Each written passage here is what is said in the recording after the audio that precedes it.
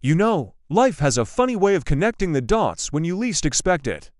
I was in Rio de Janeiro for a scientific conference on state and religion.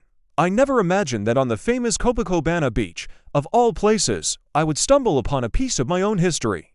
It was in a restaurant, the sound of the ocean just outside. My wife and I were speaking Macedonian, and suddenly, a man approached our table.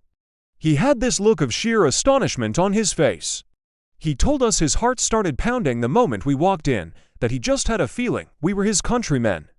And he was right. His name was Ivan, a man from the Strumica region of Macedonia. He was in his 70s, but carried himself with incredible strength and elegance. He had fled Macedonia after World War II, caught in the political turmoil of the time. Accused of being an enemy of the state, he, along with two friends, had to escape, eventually finding refuge in Brazil. But despite his refined appearance and decades in a new country, you could see a deep sadness in his eyes, a longing for his homeland, for the youth he left behind. Our meeting was one of the few times he'd spoken to anyone from Macedonia, and he couldn't hold back his tears. I gave him one of my books about the Macedonian diaspora, and he learned that I write about our people all over the world. When I mentioned I was from Prespa, his eyes lit up with a new intensity. My best friend, he said, he was from Prespa too. And that's when the story truly began, a story he had to tell, not knowing that his best friend, Bagoja, was actually a relative of mine. He told me about their shared fate, starting in a refugee camp in Greece and ending here, in Rio. Bagoja was a tall, handsome man who had to desert his high-ranking position in the army to save his own life. He was accused of a crime Ivan insisted he didn't commit. He left behind everything, his home, his wife Spasa, and his newborn son, Sand. He escaped, vanishing without a trace, never to see his family or his homeland again. As Ivan spoke, he was desperate for news from Macedonia.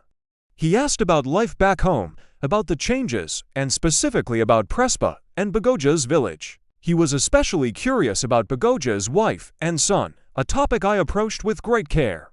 You see, after 10 long years of waiting, hoping for Bagoja's return, his wife Spasa had remarried. Their son, Sand, grew up knowing his father only from a few faded photographs in a uniform. He eventually moved to Skopje, built a successful life, married a wonderful teacher, and had 2 children of his own. His grandchildren were now grown, one working in Paris, the other a researcher in Skopje with a daughter named Spasa, after the grandmother she never knew. Our conversation with Ivan stretched late into the night. The aroma from the kitchen was incredible, and Ivan insisted we be his guests. He ordered the most expensive local specialty, saying our meeting was priceless, and that dinner was the least he could do. Over delicious food and the best Brazilian wine, we talked about everything, the ups and downs of their lives, the struggles and the small victories. The next day, we picked up right where we left off. Ivan was eager to tell me the rest of Bagoja's story. After leaving the camp in Greece, the 3 friends Ivan, Bagoja, and Mihailo boarded a ship bound for Latin America. It was a long, arduous journey across the Atlantic. They worked as migrant laborers in ports from Honduras to Peru, sailing for a year and working for another before finally landing in Brazil. It was a chaotic time after the war, a time when people could move around the world, for better or for worse. In Rio, Bagoja found work at the port, unloading ships. He was a hard worker and was soon promoted, which brought a little more money and stability. He started to build a life, renting a small room and working more than 12 hours a day. But even as he learned Portuguese and made new acquaintances, his heart was haunted by thoughts of his family in Macedonia. His life was a cycle of work and exhaustion, just surviving. Then, one evening, everything changed. There was a knock on his door. When he opened it, he saw a beautiful, flustered young woman. She had the wrong address. She apologized, but Bagoja, with a gentle smile, told her he'd been waiting for someone too, and perhaps fate had sent her instead. He invited her in for coffee. She hesitated, but then agreed. They talked late into the night, sharing their life stories. She was also a migrant, working hard to find her own happiness in this vast, unknown world. That chance meeting was a turning point for both of them. They fell in love. Her name was Magdalena, and she became his wife. Together, they had 2 daughters, who in turn gave Bagoja several grandchildren. In his later years, Playing with them brought him immense joy, but even then, his thoughts would drift back to Prespa, to the son he never knew and the family he never saw again. He passed away in Brazil, forever separated from his homeland.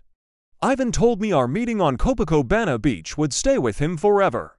He was so grateful to have met someone from his best friend's birthplace. For the rest of my stay in Rio, I was his guest. The conference ended, but my real education was just beginning.